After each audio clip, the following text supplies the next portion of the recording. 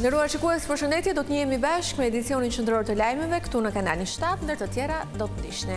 Kryeministri Rama thotë se skema e re e pensioneve garanton rritjen e tyre vit pas viti, të moshuarit do të kenë mbështetje të posaçme në situatën e krizës. Qeveria deklaron se po mban në monitorim tregun e frutaperimeve, nëse rritja e çmimeve vijon, do të miratohet paketa e ndihmës për shtresat në nevojë. Berisha akuzon kryeministrin Rama se ka lënë Shqipërinë pa portin kryesor në Durrës për interesa korruptive. Porti i ri do t'i shërbente vetëm kontrabandës. 2 konkurrentë të rinj bëhen sot pjesë e Ferma VIP 3. Publiku vijon votimin për të zgjedhur konkurrentin më të preferuar që do të diktojë edhe zhvillimet e javës.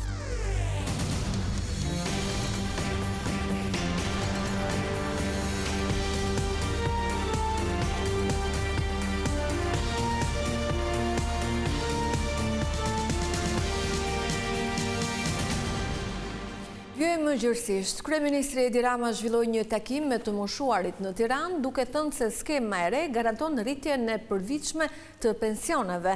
Ai u ndal tek problemet ekonomike që ka shkaktuar lufta në lindjen e mesme, duke thënë se pensionistët janë të parët që do të gëzojnë mbështetjen e qeverisë. Nëse situata aktuale e çmimeve do të vazhdojë të rëndohet, qeveria është gati me një paketë mbështetëse për pensionistët dhe familjet në nevojë. Kryeministri Edi Rama në një takim me të moshuarit e njësisë numër 2 në Tiranë theksoi se ata janë në vijën e parë të mbrojtjes nga një situatë e trazuar ekonomike. Dhe nëse do shfaqet çmimet e ushqimeve dhe do të jetë diçka me cilën ne duhet përballemi, sigurisht që ne gjëja e parë që do mendojmë jeni ju, pensionistët. Patjetër. Të tjerët vinë mbrapa. Kreu i qeverisë u ndal dhe tek skema rritjes së pensioneve, me synimin që deri në vitin 2030 pensionistët me vite të plota kontributive në qytet të mos marrin më pak se 400 euro, ndërsa në zonat rurale jo nën 200 euro. Për këtë arsye në çdo janar pensioni do të rritet për gjithë muajt në vijim të çdo viti dhe janarin e ardhshëm rritja do të jetë 2 fishi i rritjes së këtij janari. Janarin e 2028-ës rritja do të jetë 3 fishi i këtij janari, në 2029 4 fishi dhe në 2030 5 fishi. Edhe pse nuk ishte konfirmuar në buxhetin e vitit 2026, qeveria bëri të ditur se edhe këtë vit pensionistët do të përfitojnë bonusin e fundvitit. Shumë pyetje bëhen edhe për bonusin e fundvitit, nëse bonusi i fundvitit do jepet apo jo. Në fakt bonusi i fundvitit është i parashikuar gjithmonë në buxhet dhe atë e marrin të gjithë pensionistët një lloj, sepse bonusi i fundvitit në fakt është një kompensim që jepet për festat. Përfitues nga rritja e pensioneve deri më tani janë rreth 770.000 individ në të gjithë Shqipërinë, të cilët përbëjnë më shumë se 1/3 e popullsisë së vendit, sipas të dhënave të Institutit të Statistikave. Faleminderit Ogerta. Mirëmëngjes.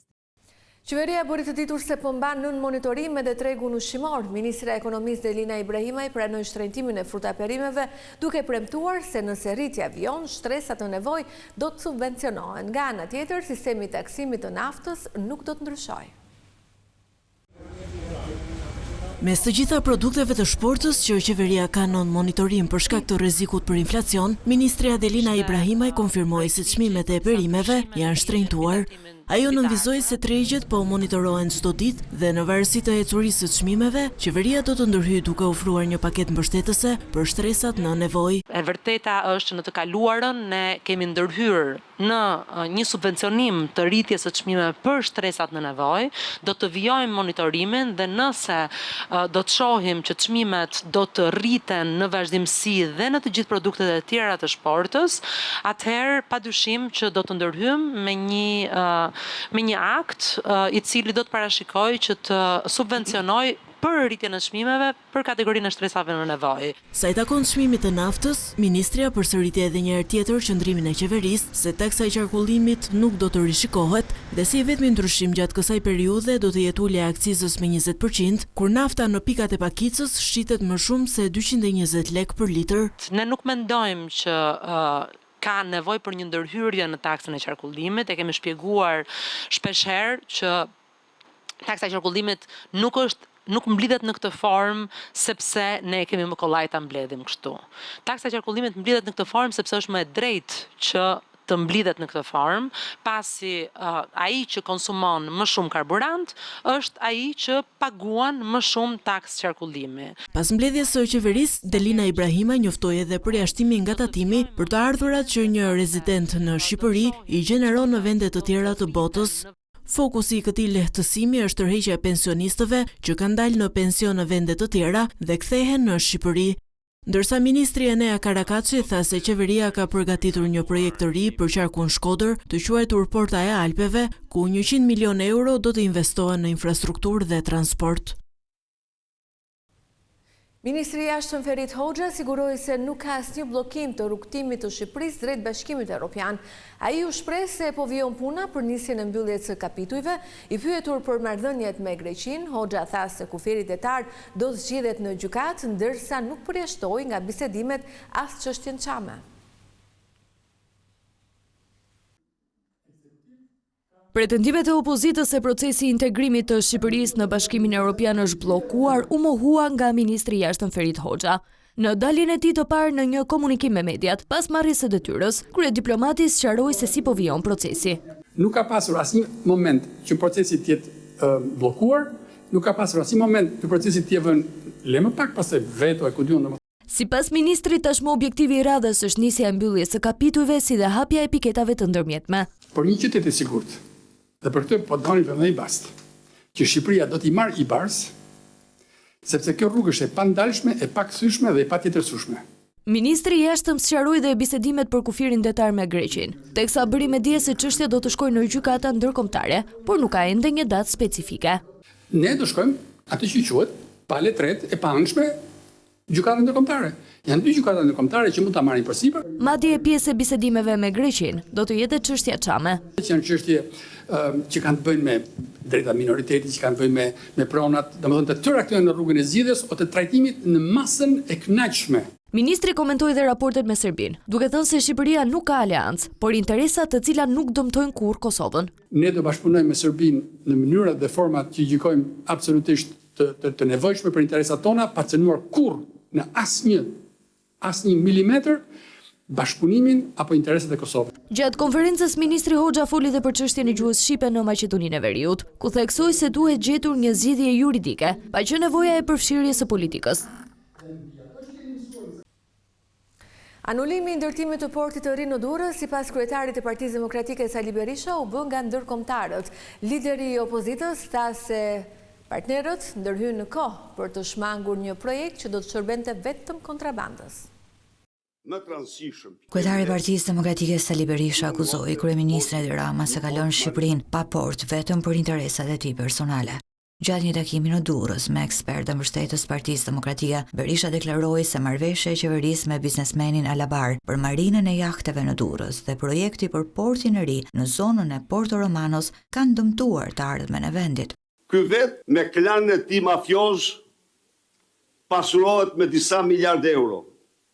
Shqiptarëve u vjedh disa miliardë dhe i ndërshkon me mbi 1 miliard tjetër për ndërtuar portin e ri. Për ndërtuar një port të pavlerë. Një port 1/4 e portit Durrësit s'ka asnjë vlerë, s'ka pothuaj vlerë. Sipas Berishës, tenderi për ndërtimin e portit në zonën e Porto Romanos u anullua vetëm pas ndërhyrjes së partnerëve ndërkombëtarë. Kryeekspertja që në këto troje grua ma mafioze sa ajo nuk ka lindur. Merr hap tenderin, vinë kompanitë më të mëdha të ndërtimit të porteve. Franca, Hollanda, kompani me një ekspertizë të jashtëzakonshme. I merr dhe i përjashton dhe zgjedh kompaninë që sigurisht ndante me ta më shumë. U desh një ndërhyrje energjike e partnerëve tanë që ky tender mega korruptiv ta anullohej një ditë para se shpallej fituesi. Nga Durrësi, Berisha foli sërish për procesin e integrimit, duke akuzuar qeverinë se ka bllokuar miratimin e raportit piketave të ndërmjetme ose siç njihet ndryshe me emrin i parë. Ajo është një raport i ndërmjem dhe as të ndërmjem nuk e kanë pranuar dhe janë bërë një grup i madh vendesh, të cilët kanë sjell dje një breshri të re kushtesh dhe kërkesash që do i vendosen Shqipërisë në rrugën e integrimit. Sipas Berishës, nuk mund të ketë përparim në procesin e integrimit nëse SPAK-u pengohet në luftën kundër korrupsionit. Përfaqësuesit ligjor të Kryebashkiakut të Tiranës Erion Veliaj kanë depozituar një ankesë në gjykatën kushtetuese. Ata kërkojnë shfuqizimin e vendimit të gjykatës së posaçme në seancë paraprake që dërgoi çështjen për gjykim. Po ashtu, mbrojtja kërkon pavlefshmërinë e të gjitha provave që burojnë prej tij. Ndërkohë, procesi ndaj Veliajt sipas avokatëve është zhvilluar në shkelje të drejtave themelore, duke përfshirë mungesën e kohës së mjaftueshme për shqyrtimin e dosjes, cënimin e parimit të barazisë, palëve dhe kushtet e papranueshme të gjykimit. Mbrojtja thekson se çështja nuk është vetëm individuale, por lidhet me standardet e funksionimit të drejtësisë.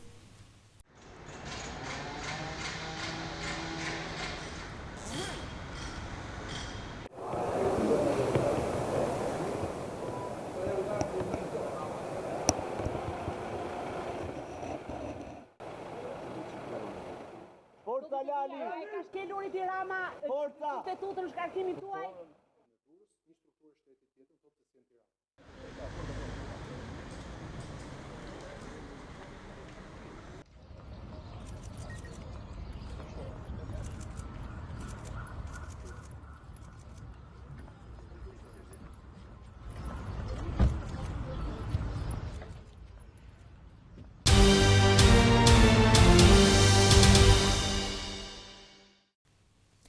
Gjykata e Apelit të Përgjithshëm dënoi me 35 vite burg Azgan Mernicën, i cili vrau policën e forcave shqiponja Novruz Cenaliaj më 13 maj të vitit 2024. Gjykata e Fierit të shpalli fajtore dhe dënoi me burgim të përjetshëm, por treshja e gjyqtarëve të Apelit, Miranda Andoni, relatore dhe antarët Albert Meçe dhe Ardit Mustafaj e shpëtoi nga vuajtja e këtij dënimi. Ministri i Brendshëm Besford Lamallari reagoi menjëherë duke thënë se vendimi për zbutjen e dënimit ndaj autorit të vrasjes të punonësit të policisë së shtetit është thellësisht shqetësues. Sipas tij, ekzekutimi efektiv i shqiponja Novruz Cenaliaj ishte një sulm i hapur ndaj vetë shtetit dhe rendit ligjor. Një akt i tillë, në vizon ministri, nuk lëndon vetëm familjen e të ndjerit dhe dekurajon kolegët në uniform, por rrezikon të jap një mesazh të gabuar për çdo që guxon të kundërvjet ligjit dhe shtetit të së drejtës.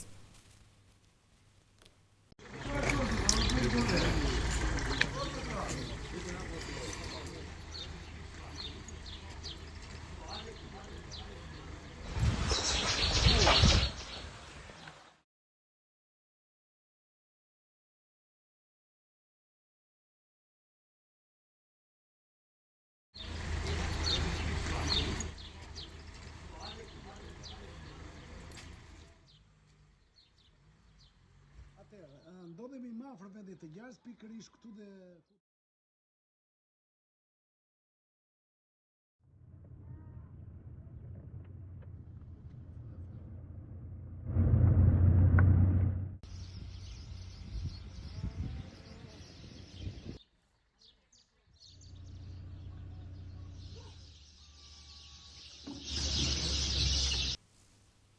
Mësuesit e angazhuar në projektin Pas Shkollë në përfshim programin e detyrueshëm dhe bërjen e detyrave do të paguhen më shumë për orët shtesë. Vendimin e bëri të ditur Ministri e Arsimit Mirela Kumbaro, e cila tha se shpërblimi do të dyfishohet nga 500 në 1000 lekë në orë.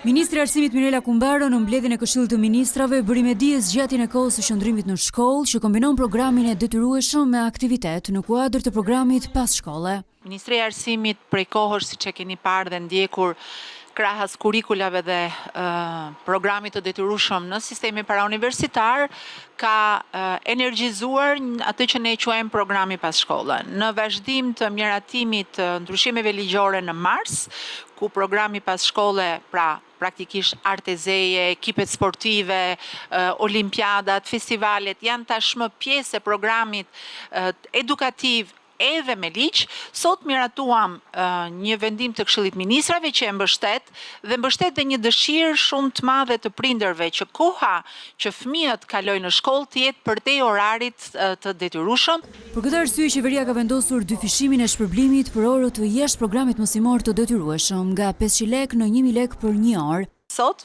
Këshilli i Ministrave vendosi që të dyfishoj honorarin me cilin shpërblehet këto orë jashtë mësimit të detyruar në shifrën 10.000 lekë të vjetra për orë për 60 minuta, ishte parashikuar 5 dhe kemi mbritur në 10. Gjithashtu ministra Kumbaro deklaroi se do të zgjerohet lista e bashkëpunëtorëve jo vetëm e mësuesve aktual, por edhe mësuesve cilët janë në pension, si dhe specialistë të fushave të ndryshme të artit, muzikës apo artizanatit. Markat më të njohura ndërkombëtare të elektroshtëpiakeve tashmë gjenden edhe në qytetin e Lezhës. Produktet cilësore që janë zgjedhja kryesore për çdo familje vijnë fal hapjes së dyqanit të ri nga kompania Electromagic. Në Lezhë është hapur showroom-i më i ri Electromagic, duke sjellë marka si Miele, Hagen, Teka, Vox dhe KitchenAid, duke sjellë për herë të parë në qytet standarde të larta cilësie dhe teknologjie bashkëkohore. Që në ditën e parë të aktivitetit, interesi i qytetarëve ka qenë i lartë, duke e kthyer këtë hapje në një zhvillim të rëndësishëm për tregun vendas. Produktet e Electromagic njihen ndërkombëtarisht për performancën, jetëgjatësinë dhe sigurinë maksimale në përdorim, duke ofruar zgjidhje moderne për çdo familje. Albi Avdiu, CEO i Electromagic, theksoi se synimi është që klientët në Lezhë të kenë akses në produkte premium, pa bërë kompromis me cilësinë dhe sigurinë. Ai u shpreh se besimi i klientëve që në ditën e parë është dëshmi e qartë se tregu lokal kërkon standarde më të larta dhe shërbim profesional. Përveç markave më të mira ndërkombëtare të elektroshtëpiakeve, Electromagic sjell dhe një eksperiencë të re në blerje dhe pas blerje. Gjithashtu, në këto ditë të para të hapjes, vim me oferta shumë të nduese për gjithë klientët. Rezultati duket nga pjesëmarrja e njerëzve dhe shpresojmë që të jenë njerëz që do të rikthehen për shkak të eksperiencës së veçantë që marrin Electromagic. Hapja e kësaj pike pranë qendrës tregtare Net Center në Lezhë pritet të ndikojë pozitivisht në rritjen e konkurrencës dhe përmirësimin e ofertës për konsumatorët, duke pozicionuar Electromagic si një nga zgjedhjet kryesore për elektroshtëpiake cilësore në zonë.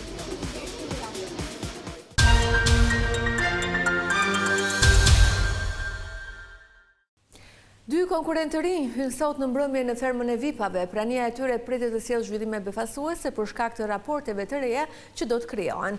Ndërkohë, publiku po vijon votimin për fermerin më të preferuar. Qohuni se u qanë pulat e gjelat. Dinamikat në ferma VIP ka nisur tashmë dhe po zhvillohen me ritme të shpejta, duke ngjallur interes të gjerë te publiku. Po, puna që kena me bë këto është me pastru krejt venet që pishen këto. Fermerët kanë filluar me seriositet angazhimin e tyre në fermë, duke u përkujdesur për kafshët e duke i kushtuar rëndësi çdo detyrimi dhe sfide të përditshme. Megjithatë, krahas përkushtimit, nuk kanë munguar debatet, por edhe momentet pozitive që kanë shoqëruar këto ditë bashkëtese. Thyerja e rregullave nga disa prej fermerëve ka sjell edhe penalitete në lojë. Një ndër sfidat kryesore të këtyre ditëve ka qenë ajo me elementin e zjarrit. Për 48 orë, fermerët duhet të mbanin zjarrin ndezur. Por sfida u ndërprer nga Teni, i cili duket se ka marrë përsipër përgjegjësitë për këtë veprim. Mos e fik! Po çfarë bën o Ten, se jam unë këtu? Mbetet për të parë se çfarë pasojash do të sjellë kjo dhe si do të ndikojë në fatin e Tenit.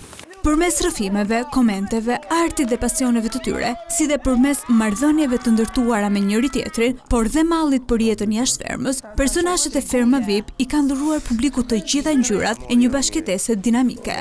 Megjithatë, rrjedha e lojës pritet të marrë shumë shpejt një tjetër drejtim.